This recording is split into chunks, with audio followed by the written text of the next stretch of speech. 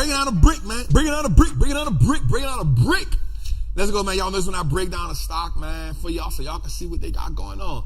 This week's breaking down a brick is none other than, drum roll, please, Coca-Cola. Now, Coca-Cola is a total beverage company where products sold in more than 200 countries and territories, and companies pursue to refresh the world, including Coca-Cola, Sprite, Fanta, and other sparkling soft drinks. Let's go a little further.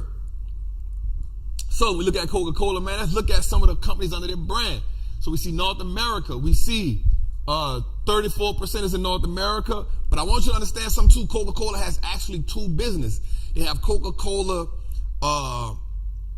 bottling and Coca-Cola, the product line. So what the Coca-Cola product is, this is the Coca-Cola segment of the business where they make the product. This is where they have the syrup. This is where they have the patents. So they have the syrups, they have the mix and matches, and they sell that. So they sell the syrup and the sweetness. They sell that. And then they have Coca-Cola bottling company. If you look it up, there's two different companies on the stock market. There's KO, and then I think there's KCOKE. Coke. So the Coca-Cola bottling company is the part of the business where they get the finished product and they send that out to you. So they have two separate parts of the business. Now you may be asking, Trap, why is Monster up here? Watch this. Because Coca-Cola bought, this is good, this is good, this is good, this is good. Watch this. The reason why Monster became the #1 selling energy drink in the world was because of this. Monster said, yo, they were competing with Red Bull and all the other energy drinks. But Monster went to the stores and they saw this. They said, damn, Coca-Cola dominates in what's called, watch this word down, y'all, watch this word, shelf space. In the beverage sector, Coca-Cola dominates in the shelf space. So Monster Energy said, well, since nobody in the stores have more shelf space than Coca-Cola, what do I need to do? I would rather have 50% of a watermelon than 100% of a grape. Jose lied down, he's shaking his head. I would rather have 50% of a watermelon than 100% of a grape. So what did Monster Beverage do? They say, Coca-Cola, check this out. Let's barter a deal. I will give you a percentage of this company if you give me some of your shelf space. Coke said, what we talking about here? They say, whatever you're talking about. Let's go in the deal. Look, some of that shelf space you got in them 200 companies, I want some of that shelf space so I can be the #1 seen energy drink. So I can be seen more than Red Bull, so I can be seen more than all these other companies. Coca-Cola said, shit, why not? I'll sell you some of my shelf space for this much equity in your company. That's how you get Coca-Cola being right, Monster being right here. God damn. I just smoked y'all that because I know y'all didn't know that.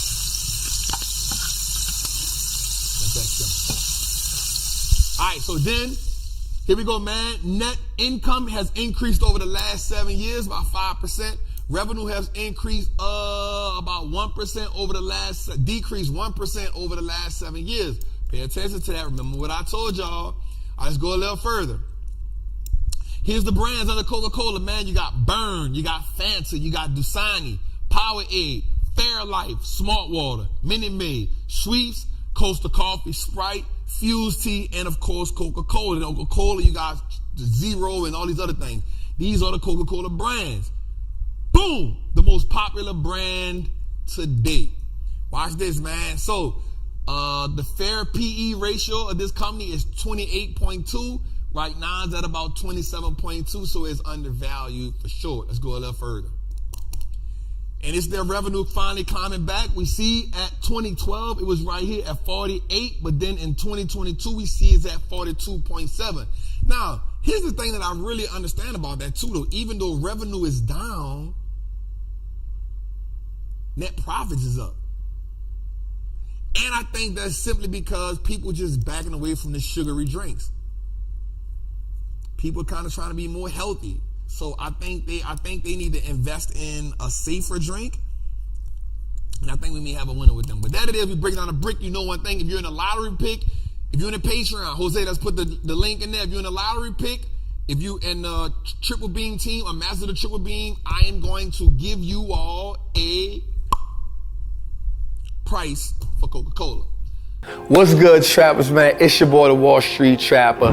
Right now, I want to invite you to an amazing experience full of value. That is my community, Trappers Anonymous. It's 100% the greatest fundamental investing community on the market. Listen, your portfolio should be a masterpiece. And the only way we get you there is if we help you to learn how to invest with confidence. Now listen, I get it. Like, you don't know a lot about stocks, or maybe you've heard people say how much money they lost in stocks, but I can guarantee you, one, because they weren't in the community, and two, they lack the information. Our goal in Trappers Anonymous is to help you, really to hold your hand on the journey to becoming a confident investor, learning how to navigate through the different events that the stock market goes through to take you from panic to encouragement. There's no better time than now. This is an opportunity only for those who are willing to be on the journey. So listen, man, click the link below. Come join me in Trappers Anonymous, man. I will see you in one of our many classes, whether it's Moat Monday, whether it's the 2-hour class we do on Sunday, or whether it's just a book club. Everything is geared toward making you a better investor so you can triple your net worth and turn your last name to an asset. It's your boy, Wall Street Trapper. See you in the trap. Wall Street Trapping 101, man. Nothing is guaranteed in this game. So you saying, Trap, can you guarantee me? Nope, I can't guarantee you nothing. One, long-term beats short-term. Two, market timing rarely works. Very rarely can somebody time the market. Three, diversifying your portfolio is critical. Four, diversifying your portfolio is critical. I was doing my trapper audit for my trap masters. 85% of them, get what they had? A portfolio full of tech stocks. I said, man, if you don't diversify that a little bit. 5, markets are cyclical and volatile, meaning we go through cycles. Don't nothing go straight up. It got to come down and move around. 6, research and find new areas. Yo, it's important that we research companies and find out what's going on. 7, learn from the mistakes of yourself and others. Remember what I said.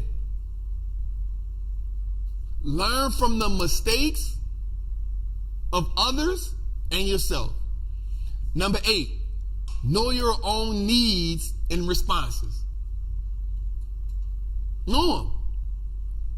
9, accept risk and embrace uncertainty. Listen, there's no such thing as playing this game without risk. There's no such thing as knowing that the bank was going to collapse when it was going to collapse. There's a level of uncertainty in the market that in order to be great at this game, you just got to understand that come with the game. The problem is we won't play the game. We don't want to lose. I won't never lose no money. Listen, don't play the game. I understand what Warren Buffett said. Rule 1, don't lose money. Rule 2, follow rule 1. Listen, the only way you can do that is by doing what? Research. And the only way you can do that is having a timeline. The reason why Warren Buffett can say don't lose money is because he know one thing. If the stock market goes down, guess what he gonna do? Buy more. But has Warren Buffett lost money before? Hell yeah. It's the nature of the beast. Number 5, man, check your emotions, man. Number 10, man, check your, why am I getting the numbers messed up? Number 10, man, check your emotions. If you make investment decisions based off emotion and not data, you are set up yourself up to lose. And I promise you, your emotion gonna make you make more bad decisions than good ones.